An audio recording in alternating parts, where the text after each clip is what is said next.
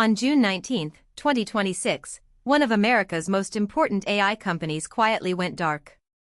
Anthropic was ordered to disable its two most advanced models, Fable 5 and Mythos 5, worldwide.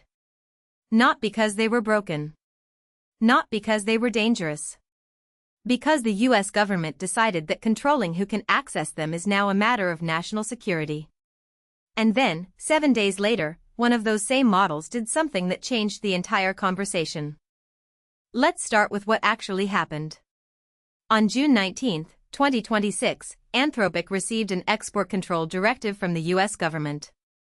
The directive required the company to block foreign nationals from accessing its most advanced AI systems. The result was immediate and drastic. Anthropic disabled access to Fable 5 and Mythos 5, its two flagship models, not just for users in targeted countries, but worldwide. This wasn't a regional restriction. This was a global kill switch. Now, pause on that for a second. We're talking about models that researchers, companies, and developers across the planet have been building on. Overnight, that access vanished. Anthropic complied, which tells you something important: this was not a request. This was an order with legal force behind it. The models in question, Fable 5 and Mythos 5, represent Anthropic's frontier capability. Think of them as the successors to the Claude line that put Anthropic on the map. These are models that can reason through complex problems, write production-grade code, and, as we'll see, do things that genuinely surprise the intelligence community. By pulling them offline globally, the US government was making a very clear statement: advanced AI is now treated like a strategic resource, on par with semiconductors, aerospace technology, and nuclear materials. The era of open access to frontier AI, at least from US companies, is over. This didn't come out of nowhere. The White House had been building toward this. A formal executive order titled Promoting Advanced Artificial Intelligence Innovation and Security laid the groundwork. The language is striking.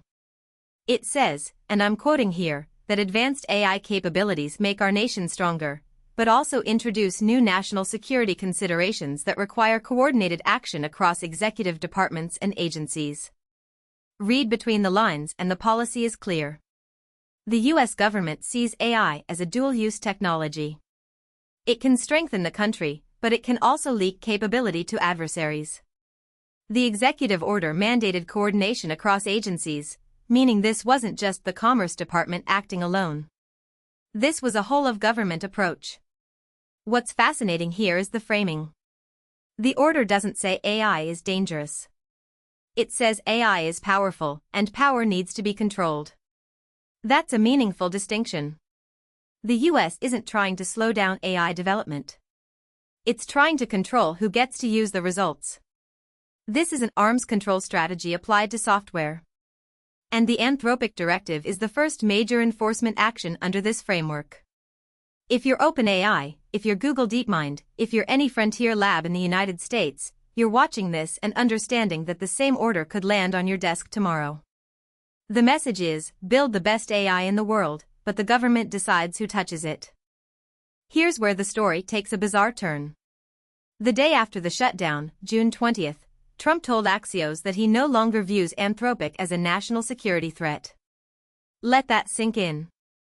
His own government had just forced Anthropic to disable its most advanced models because of national security concerns, and the president is on record saying the company isn't actually a threat.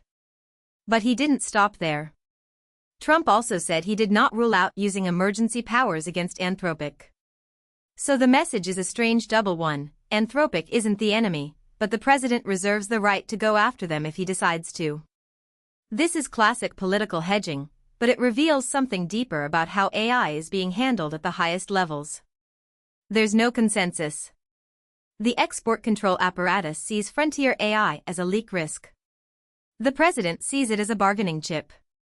And Anthropic is caught in between, compliant but clearly in an uncomfortable position. What this tells me is that US AI policy is being made reactively, not strategically. The executive order created the framework, but the actual decisions, who to target, when to enforce, how hard to push, are being made on the fly based on political calculations. That's a problem. Because while politicians posture, the technology keeps advancing, and companies are left operating under uncertainty that would be unacceptable in any other industry. Now here's the part that rewrites the entire narrative.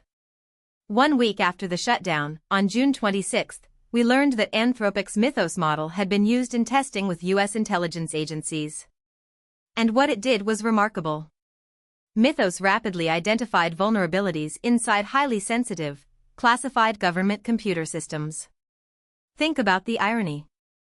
The government forced Anthropic to pull Mythos offline because it was too dangerous to share. Then the government's own intelligence agencies used that same model and discovered it could find security holes in classified systems faster than their existing tools. This is the central paradox of frontier AI.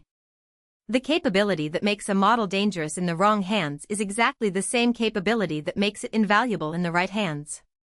Mythos can find vulnerabilities, which means adversaries could use it to attack. But it also means defenders can use it to patch holes before anyone exploits them. This is why the simplistic AI is dangerous. Lock it down approach falls apart. You can't separate the offensive use from the defensive use. They're the same model, the same capability, the same weights.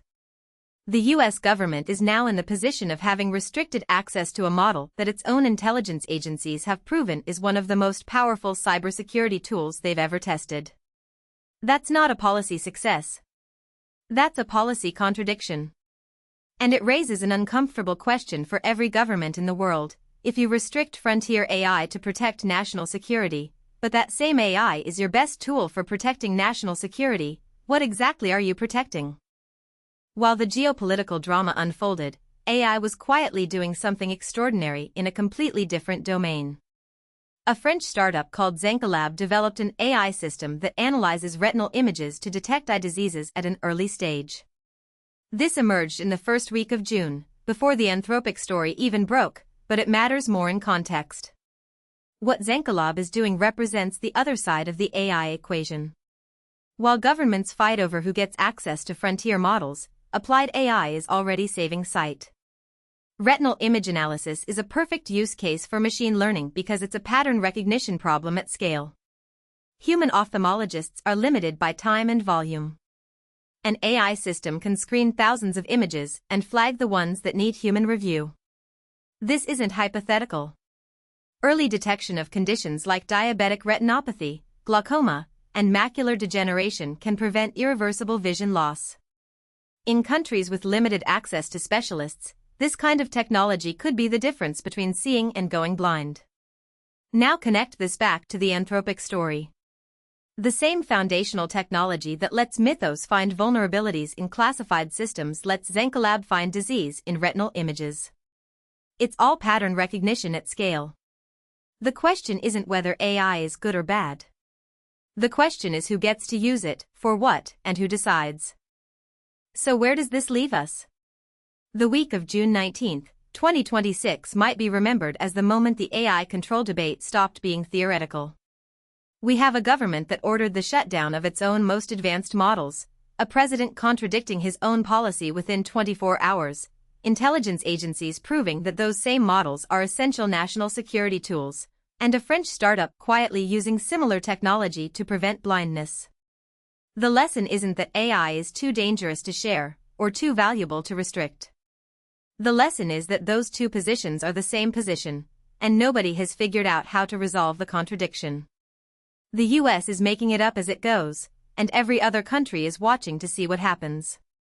The decisions made in the next few months about frontier model access won't just affect the AI industry. They'll determine whether the most powerful technology humans have ever built becomes a tool that lifts everyone up, or a weapon hoarded by whoever gets to it first. The future isn't just bright. It's being fought over right now. And most people don't even know the battle has started.